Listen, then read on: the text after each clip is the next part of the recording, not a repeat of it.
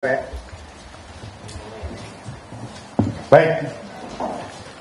Assalamualaikum warahmatullahi wabarakatuh. Salam sejahtera untuk kita semua. Shalom, Om Swastiastu, Namo Buddhaya, salam kebajikan. Selamat sore, rekan-rekan, sahabat-sahabat media yang kami hormati, kami muliakan. Selamat datang kembali ke Media Center Tim Kampanye Nasional Prabowo Gibran. Dalam kesempatan ini, TKN Prabowo Gibran akan melaksanakan konferensi pers Tim Kampanye Nasional Prabowo Gibran terkait putusan MK nomor 141. Untuk itu, bersama kita semua sudah hadir Ketua Koordinator Strategis Tim Kampanye Nasional Prabowo Gibran, Bapak Profesor Dr. Sufmi Dasko Ahmad, dan juga ditemani oleh Wakil Ketua TKN Prabowo Gibran, Dr. Habibur Rahman, dan saya sendiri sebagai Komandan Tim Bravo. Untuk itu, tanpa panjang lebar, kami persilahkan waktu kepada Ketua Koordinator Strategis TKN Prabowo Gibran, Bapak Profesor Dr. Sufmi Dasko Ahmad. Baik, terima kasih. Selamat siang teman-teman wartawan. Hari ini Tim Kampanye Nasional Prabowo Gibran mengapresiasi putusan MK nomor 1 terhadap putusan MK 141.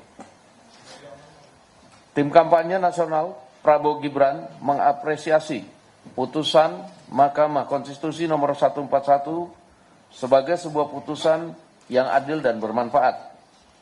Sudah tepat langkah MK yang dengan tegas menolak permohonan pemohon untuk menguji kembali konstitusionalitas pasal 169 huruf Q Undang-Undang nomor 7 tahun 2017 yang telah dimaknai dengan putusan MK nomor 90 tahun 2023. Dengan adanya putusan 141 ini, kami berharap jangan ada lagi pihak yang menyatakan bahwa pencalonan Gibran dilakukan dengan cara yang melawan hukum dan etika.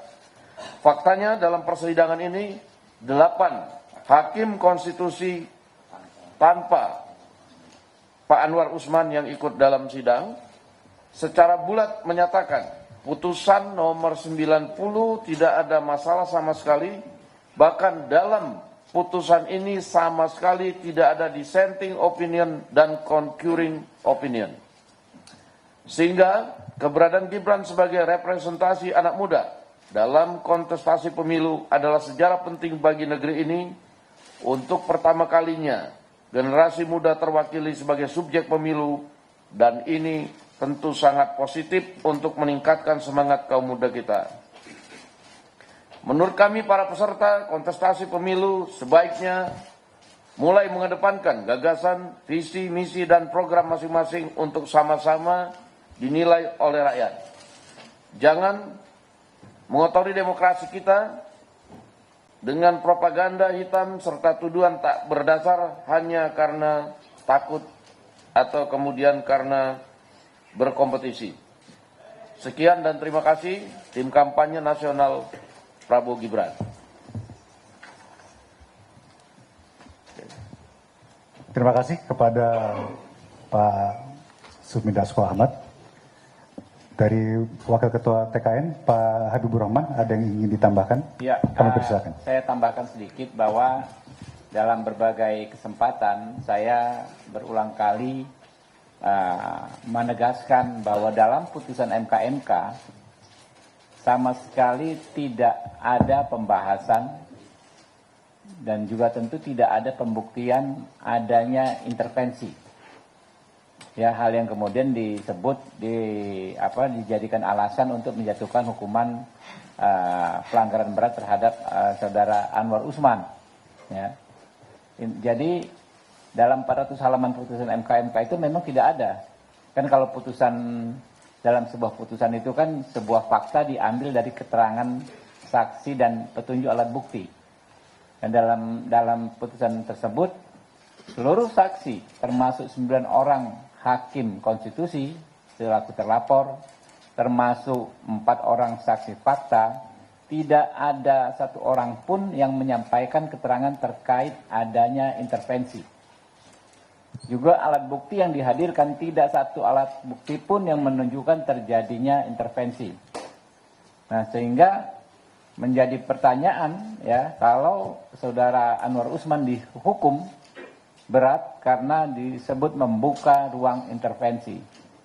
Inilah yang kami katakan kekonyolan ya, penegakan etik yang dilakukan oleh MK-MK sendiri. Dan ini ya teman-teman, saya sampaikan diperkuat lagi ya dengan putusan MK nomor 141 kemarin. Kalau teman-teman cermati pasal halaman 43 disebut ya, Mahkamah berpendapat dalil pemohon berkenaan dengan putusan Mahkamah Konstitusi nomor 90 yang mengandung intervensi dari luar, konflik kepentingan, menjadi putusan yang cacat hukum, menimbulkan ketidakpastian hukum, serta mengundang pelanggaran prinsip negara hukum, tidak dapat dibenarkan.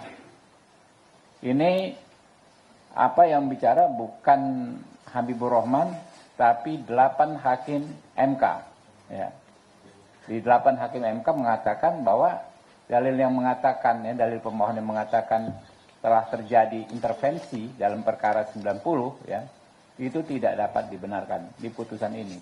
Sehingga semakin terang dan jelas sebetulnya Bapak Anwar Usman ini korban kambing hitam, ya, orang yang sengaja dicari kesalahannya sekedar untuk melakukan legitimasi ya terhadap diktum putusan MK-MK. Jadi saya pikir ini menunjukkan kepada publik ya, pada kita semua bahwa memang setelah kita cermati tidak ada yang namanya intervensi tersebut, dan memang sebetulnya tidak tepat putusan pelanggaran berat terhadap Pak Anwar Usman, ya, di mana putusan inilah yang kemudian dibawa-bawa terus dan dikait-kaitkan dengan kami pasangan Prabowo Gibran, disebut diwarnai cacat hukum, diwarnai dengan cacat etika dan lain sebagainya. Itu menurut kami salah satu hal yang terpenting. Dan yang kedua, kami menyoroti bahwa dalam perkara 141 ini ya, 8 hakim MK menegaskan tidak ada masalah dalam perkara nomor 90. Ya, tidak ada masalah. Lalu tidak ada sama sekali dissenting dan concurring opinion. Jadi bulatlah ini putusan bahwa perkara 90 itu tidak ada masalah, dinilai oleh rekan-rekan sendiri adalah hal yang bulat gitu loh. Nggak ada perbedaan pendapat sama sekali. Sehingga sudahlah, kita jangan lagi praktekkan ya politik fitnah, politik framing hitam ya. Kita kedepankan tadi seperti kata Pak Dasko, kita kontestasi gagasan, kita kontestasi visi, misi, program ya, rekam jejak dan strategi kita masing-masing. Mungkin itu Pak Dasko. Ya, jadi sekali lagi kita tegaskan bahwa dengan ada putusan 141 artinya juga menyatakan bahwa putusan 90 tidak ada masalah, tidak ada cacat hukum, tidak ada cacat etika, tidak ada intervensi, dan artinya juga tidak ada hakim-hakim yang memutuskan di 90 menyatakan berduka, di 141 ya udah nggak berduka gitu loh. Karena ini diputuskan sama-sama tanpa dissenting.